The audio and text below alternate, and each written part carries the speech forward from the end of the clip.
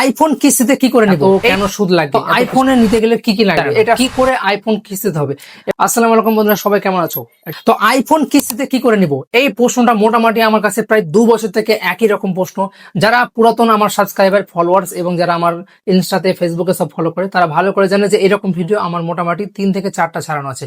তো আবারও চলে এসেছি এই ভিডিও নিয়ে। কেন নিয়ে এসেছি? কারণ আমার নতুন যারা ফলোয়ার সাবস্ক্রাইবার যারা রিসেন্টলি 2026-25 আমাকে ফলো করেছে, সাবস্ক্রাইব করেছে, তো তারা এখন পর্যন্ত জানে না কি করে আইফোন কিস্তিতে হবে এবং কিছু নতুন আপডেট এসেছে এই ব্যাপারে। তো চলো ভিডিওটা পুরো দেখো এবং তোমার ওই বন্ধুর সাথে শেয়ার করো যে আইফোন নিতে চাই কিস্তিতে। Let's go. তো এখন থেকে ফাইনালি আইফোনে 23 বছর লাগবে না। কিছুদিন আগে বা এর আগেও ছেড়েছি আমি অনেক ভিডিওতে যে 23 বছর, সব সময় এটাই বলতাম আমি যে এখন এজ লাগবে 23, কিন্তু এখন ফাইনালি বাজাজ কোম্পানি থেকে ফাইনালি রিসেন্টলি আপডেট করেছে যে 21 বছর থেকে স্টার্ট। তো যে কোনো company phone, Vivo, Oppo, Realme 21 বছরে হতো, বাট আইফোনটা হতো না। এখন থেকে আইফোনও ফাইনালি হবে।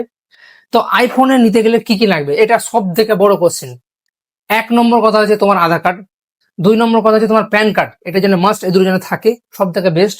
3 নম্বর পয়েন্ট হচ্ছে তোমার ব্যাংকের বই। ব্যাংকের বই যদি না থাকে তো আমাদের কাছে বানা যাবে, না হলেও তোমার ফোনপের সাথে যে লিঙ্ক আছে, যেটা তুমি ফোনপে চালাও, ব্যাংকের সাথে আশা করি থাকবে, না থাকানে ওটাতে হয়ে যাবে। তো ব্যাংকের বই সাথে নিয়ে আসতে হবে না। 4 নম্বর পয়েন্ট হচ্ছে যার নামে নিবে, হয়তো তুমি তোমার নামে, তোমার এজ জুটে নি, তুমি 18 বছর, এবং তুমি যার নামে নিবে ফোনটা, তোমার বাবার নামে হোক, মামার নামে হোক, কাকার নামে হোক, তাকে কিন্তু সাথে নিয়ে আসতে হবে। এবং ডকুমেন্টস গুলো অরিজিনাল যেন থাকে এবং যেন ফটো থাকে, দুটোর মধ্যে একটা যে কোনো থাকলে হবে, ঠিক আছে।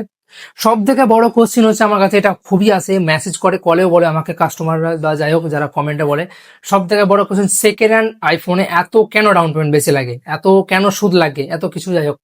তো এটা আমি উত্তর দিচ্ছি। দেখো, আইফোন সেকেন্ড হ্যান্ড নিতে গেলে ডাউন পেমেন্ট অবশ্যই বেশি লাগবে। 50% ধরে থাকো, তোমার সিবিল স্কোর যেমন থাকবে সেরকম ডাউন পেমেন্ট আসবে। তুমি 30% হইতে পারে, আচ্ছা যাই হোক বাদ দাও, আমি ইংলিশ অত বুঝাচ্ছি না, চলো বাংলাতে বলছি। তুমি একটা 30,000 ফোন নেবে, তোমাকে ডাউন পেমেন্ট মাথায় রাখতে হবে 15,000 টাকা, কিন্তু তোমার সিবিল স্কোর ভালো থাকলে, তোমার সিবিল তো হাই লেভেল আছে, তখন তোমার ডাউন পেমেন্ট 8,000 আসতে পারে, 7,000 আসতে পারে, এমনকি 10,000 আসতে পারে। এমনকি খারাপ থাকলে কিন্তু 15,000 অব্দি আসতে পারে। তো তোমার যেটা লিমিট থাকবে বাজাজ ফাইন্যান্সে, সেই হিসাব করেই হবে। অনলি সেকেন্ড হ্যান্ড ফোন শুধু আইফোন, বাজাজ থেকে, টিভিএস থেকে, এইচএমআই, এইসব কোনো থেকে হবে না। তোমার ক্রেডিট কার্ড থেকে করবে, ওটা আলাদা লাইন, বাট যখন ফাইন্যান্স করবে তখন অনলি বাজাজ ফাইন্যান্স থেকে শুধুমাত্র সেকেন্ড হ্যান্ড আইফোন হবে। এটাও মেন পয়েন্ট, এটাও আমি অনেক জায়গায় মেন পয়েন্ট রাখছি যে আমাকে অনেকজন এই কথাটাও বলে যে ভাই আমার যেটা আধার কার্ডের সাথে নাম্বার ছিল যুক্ত, ওই নাম্বারটা হারিয়ে গেছে বা সিমটা নাই আমার কাছে, বা যাই হোক, যেটা অনেক কিছু হতে পারে। তো সিম যদি না থাকে আমার নামে কি কিস্তি হবে? হ্যাঁ, অবশ্যই হবে। তুমি যেটা রিসেন্টলি চালাচ্ছ সেটা যদি তোমার নাম্বার রিসেন্ট তোমার কাছে থাকে, ওটা তোমার সাথে জাস্ট ব্যাংকের বইয়ের সাথে লিঙ্ক থাকলে হলো, অবশ্যই হবে ফাইনালি, ঠিক আছে।